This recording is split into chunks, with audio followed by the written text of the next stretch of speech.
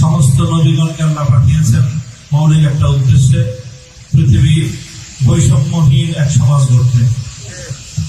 কাজে আজকে বৈষম্যের বিরুদ্ধে যে ছাত্ররা মাঠে নেমে এসেছে, যে ছাত্র জনতা, আমি মনে করি এটা আল্লাহ পাক রব্বুল আলামিনের সেই ঐতিহাসিক নির্দেশনা বাস্তবায়নের একটি পদক্ষেপ।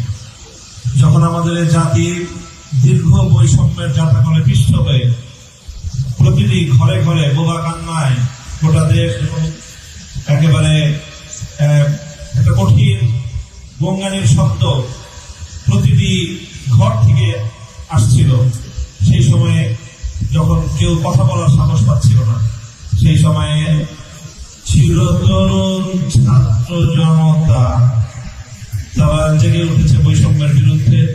তাদের এই জাগরণ আজকে গোটা বাংলাদেশের প্রতিটি মানুষের হৃদয়কে আন্দোলিত করেছে। প্রতিটি অভিভাবক নেমে এসেছে, মায়েরা আজকে তার সন্তানদেরকে বুক চাপড়ে সাহস যোগাচ্ছে সত্যের জন্য, বৈষম্যের বিরুদ্ধে আন্দোলন এবং সংগ্রামে অকাতরে প্রাণ বিলিয়ে দেওয়ার জন্য। এই সময়ে শহীদি কাফেলা হেফাজতে ইসলাম বাংলাদেশ আজকে ঐতিহাসিক দায়িত্ব পালন করার জন্য আজকে মাঠে নামতে বাধ্য হয়েছে। আমি মাঠ করব, আমাদের দায়িত্বশীলরা বলেছেন দোয়ার মাধ্যমে আমাদের সূচনা, এর ফলে দোয়া হবে আরেক নতুন সূচনার জন্য। এদেশে নতুন এক সূর্যোদয় হবে, স্পষ্ট ঘোষণা করতে চাই। আর যদি একটা গুলি চলে, হেফাজতে ইসলাম বাংলাদেশ ঘরে বসে থাকতে পারবে না। আমার সন্তানের লাশ নিয়ে আমরা কবরস্থানের দিকে যাব না। পরবর্তী সন্তানের লাশ কাঁধে আমির হেফাজত ইনশাআল্লাহ রাজপথে যখন নামবেন, টেকনাফ থেকে তেতুলিয়া পর্যন্ত পাক ভাঙ্গা সেই গণজোয়ার রুখে দেওয়ার সাধ্য কারো হবে না ইনশাআল্লাহ।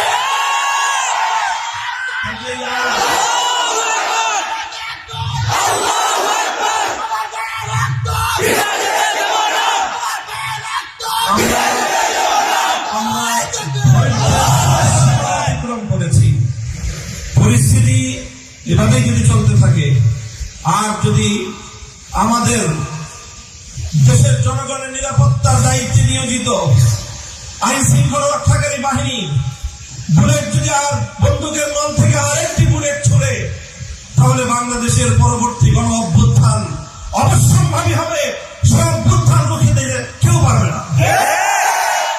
আমরা আল্লাহ পাক রব্বুল আলামিনের কাছে দোয়া করব, যারা বৈষম্যের বিরুদ্ধে জীবন দিয়েছে, যারা বৈষম্যের বিরুদ্ধে জীবন দিয়েছে, অত্যাচারীর হাতে যাদের প্রাণ গিয়েছে, তারা নিঃসন্দেহে শাহাদাত বরণ করেছে।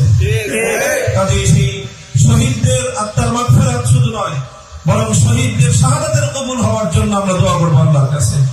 এবং সেই শহীদদের উসিলায় আল্লাহ যেন আমাদের আগামী প্রজন্মকে এভাবে সকল বৈষম্য, জুলুম, অবিচার, অন্যায়ের বিরুদ্ধে রুখে দাঁড়াবার এক অদম্য সাহস যেন আল্লাহ পরবর্তী প্রজন্মের বুকে বুকে দান করেন, সেই দোয়া ইনশাআল্লাহ আমরা করবো।